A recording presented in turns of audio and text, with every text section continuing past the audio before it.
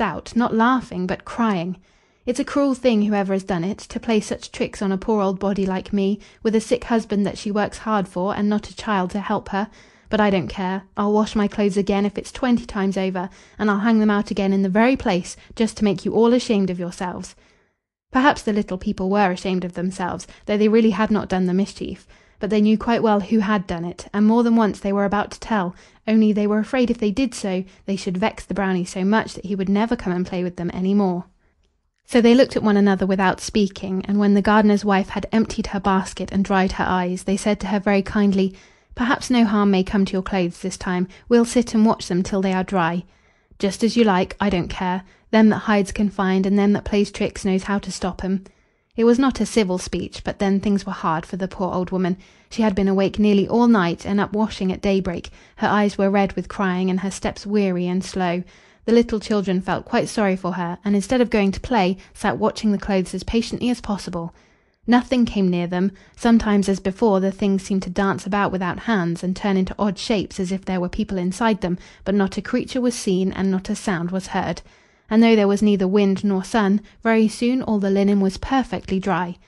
"Fetch one of Mother's baskets, and we'll fold it up as tidily as possible. That is, the girls can do it, it's their business, and we boys will carry it safe to Gardener's cottage." So said they, not liking to say that they could not trust it out of their sight for fear of Brownie, whom indeed they were expecting to see peer round from every bush. They began to have a secret fear that he was rather a naughty Brownie, but then, as the eldest little girl whispered, he was only a Brownie and knew no better. Now they were growing quite big children, who would be men and women some time, when they hoped they would never do anything wrong. Their parents hoped the same, but doubted it.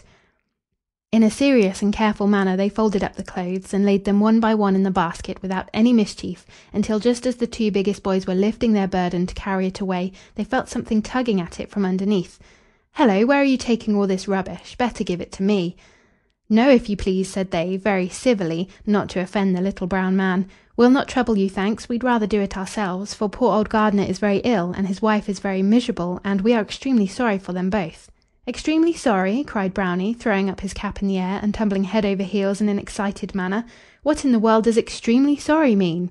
The children could not explain, especially to a Brownie, but they thought they understood, anyhow they felt it, and they looked so sorrowful that the Brownie could not tell what to make of it. He could not said to be sorry, since, being a Brownie and not a human being knowing right from wrong, he never tried particularly to do right, and had no idea when he was doing wrong. But he seemed to have an idea that he was troubling the children, and he never liked to see them look unhappy. So he turned head over heels 6 times running, and then came back again. "The silly old woman! I washed her clothes for her last night in a way she didn't expect. I hadn't any soap, so I used a little mud and coal dust, and very pretty they looked. Ha, ha, ha! Shall I wash them over again tonight?" "Oh, no, please don't," implored the children. "Shall I starch and iron them? I'll do it beautifully. 1, 2, 3, 5, 6, 7. Abracadabra, turn, turn, tea," shouted he, jabbering all sorts of nonsense, as it seemed to the children, and playing such antics that they stood and stared in the utmost amazement, and quite forgot the clothes. When they looked round again, the basket was gone. Seek till you find, under the biggest gooseberry bush, exactly to your mind." They heard him singing this remarkable rhyme long after they had lost sight of him. And then they all set about searching, but it was a long while before they found, and still longer before they could decide which was the biggest gooseberry bush, each child having his or her opinion, sometimes a very strong one, on the matter. At last they agreed to settle it by pulling 6 little sticks to see which stick was the longest, and the child that held it was to decide the gooseberry bush. This done, underneath the branches, what should they find but the identical basket of clothes, only instead of being roughly dried, they were all starched and ironed in the most beautiful manner. As for the shirts, they really were a picture to behold, and the stockings were all folded up and even darned in 1 or 2 places as neatly as possible. And strange to tell, there was not a single black mark of feet or fingers on any one of them. "Kind little Brownie, clever little Brownie!" cried the children in chorus, and thought this was the most astonishing trick he had ever played. What the gardener's wife said about it, whether they told her anything, or allowed her to suppose that the clothes had been done in their own laundry instead of the Brownies', wherever that establishment might be, is more than I can tell. Of one thing only I am certain, that the little people said nothing but what was true. Also that the very minute they got home they told their mother everything. But for a long time after that they were a good deal troubled. Gardener got better, and went hobbling about the place again, to his own and everybody's great content, and his wife was less sharp-tongued and complaining than usual. Indeed, she had nothing to complain of. All the family were very flourishing, except the little Brownie. Often there was heard a serious sound all over the house. It might have been rats squeaking behind the wainscot. The elders said it was, and the children were sure it was sort of a weeping and wailing. "They've stolen my coal, and I haven't a hole to hide in, not even a house one could ask a mouse to bide in." A most forlorn tune it was, ending in a dreary minor key, and it lasted for months and months, at least the children said it did.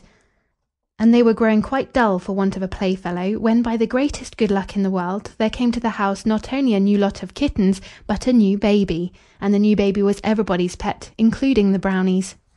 From that time, though he was not often seen, he was continually heard up and down the staircase, where he was frequently mistaken for Tiny or the cat, and sent sharply down again, which was wasting a great deal of wholesome anger upon Mr. Nobody. Or he lurked in odd corners of the nursery, whither the baby was seen crawling eagerly after nothing in particular, or sitting laughing with all her might at something, probably her own toes. But as Brownie was never seen, he was never suspected, and since he did no mischief, neither pinched the baby nor broke the toys, left no soap in the bath and no footmarks about the room, but was always a well-conducted Brownie in every way, he was allowed to inhabit the nursery, or supposed to do so, since as nobody saw him, nobody could prevent him, until the children were grown up into men and women. After that he retired into his coal cellar, and for all I know he may live there still, and have gone through hundreds of adventures since, but as I never heard them, I can't tell them. Only I think if I could be a little child again, I should exceedingly like a Brownie to play with me. Should not you?